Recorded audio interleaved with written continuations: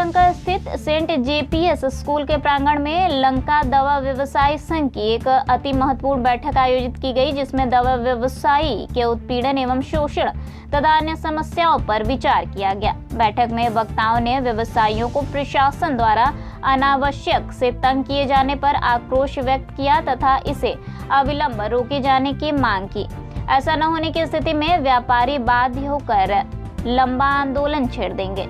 बैठक की अध्यक्षता दवा व्यवसायी संघ लंका के अध्यक्ष सुभाष चंद्र सोनकर ने किया तथा संचालन जनार्दन शांडिल ने किया। इस अवसर पर व्यापारियों ने वाराणसी जिला भाजपा के अध्यक्ष सह उत्तर प्रदेश विधान परिषद के सदस्य हंसराज विश्वकर्मा को अपनी समस्याओं से संबंधित ज्ञापन भी दिया। हंसराज विश्वकर्मा, भारतीय जनता पार्टी जिला अध्यक्ष वाराणसी, सदस्य विधान परिषद उत्तर प्रदेश। तो आप सब लोगों को बहुत बहुत बधाई। और निश्चित तौर पर अभी जो यहाँ के दवा व्यवसायी डक्स के अध्यक्ष हम लोगों के बड़े भाई और राजनीति के 3 बार के जिला अध्यक्ष भी रह चुके हैं बीएसपी के, ये यहाँ व्यवसाय के प्रतिष्ठित व्यक्ति हैं। यहाँ मैं देख रहा हूँ हमारे बीच में हमारे युवा मोर्चा के वाराणसी जिले के जिला अध्यक्ष हेमंत सोनकर जी, हमारे प्रदेश व्यवसायिक संघ के दवा के तिवारी जी और तमाम यहाँ प्रतिष्ठित व्यक्ति हमारे मंच पर उपस्थित हैं। सामने भी बैठे हुए हमारे सभी व्यवसायी, उनका जो अभी सुभाष जी ने बताया है उस चीज़ का मैं भी संज्ञान में लूँगा, इसीलिए मैं आया हूँ। चलकर इस पे बात करके जो भी होगा उसकी समस्या का समाधान कराया जाए। मैं संदीप चतुर्वेदी, अध्यक्ष chemist and druggist federation Uttar Pradesh. FDA विभाग पूर्णतया निरंकुश हो चुका है। प्रत्येक दवा की दुकानों पे फार्मासिस्ट रहते हैं। दोपहर में लंच टाइम में यदि वो खाना खाने चला गया 10-15 मिनट के लिए, उस टाइम दवा की दुकान की सेल क्लोज रहती है, क्रय विक्रय नहीं होता है। उसी टाइम ये लोग सर्वे करने आ रहे हैं। उसके बाद जो है पहला क्वेश्चन उठाते हैं फार्मासिस्ट कहाँ है। ये कहा जाता है कि साहब वो आ रहा है, खाना खाने के बाद सेल बंद है।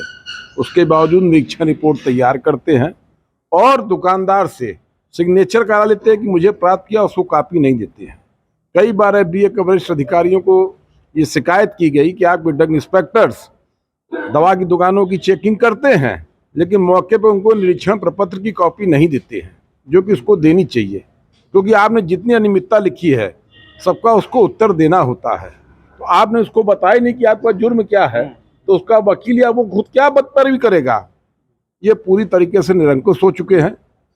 हमें बड़े हर्ष का विषय है कि हमारे बीच में हमारे जिला अध्यक्ष जी बैठे हुए हैं, एमएलसी हैं और हमेशा हम लोग के संग रहे हैं। हम चाहेंगे कि सुरेश खन्ना जी आए हैं।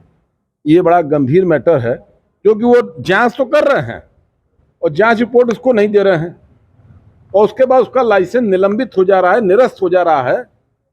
और इसके पीछे क्या खेल हो रहा है आप लोग अच्छी तरह समझ सकते हैं। जब कोई आदमी परेशानी में होता है तो ये स्थिति है।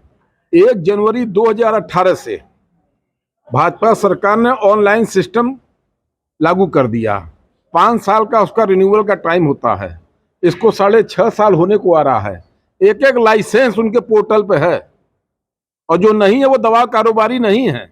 उसके बावजूद अब ढुलमुल क्या रहा है इसमें, इतनी एक लाइसेंस बनने में इतनी पेपर दिए जा रहे हैं, इतनी जांच होती है, मौके पे जाके आजकल डीआई जांच कर रहा है, फीता लेके जांच कर रहा है, फोटो खिंचवा रहा है, उसके बावजूद अनियमितता की बात करते हैं।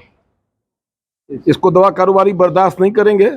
अध्यक्ष जी सामने आज बात रख दी गई है, नहीं मानेंगे तो जो रास्ता होता है लोकतांत्रिक तरीके हम लोगों ने पहले भी किया है, फिर करेंगे।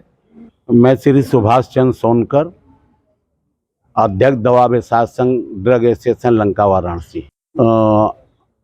बनारस के डीआई के विरोध में यहाँ पे दवा व्यवसाय संघ दवा की दुकानों पर आना और सबसे पहले फार्मासिस्ट को पूछना, अगर मौके से फार्मासिस्ट नहीं मौजूद है तो तुरंत शटर गिरवा देना, दुकान बंद करवा करके ऑफिस बुलवाना और वहाँ बुलवा करके अलग अलग से उनका शोषण करना।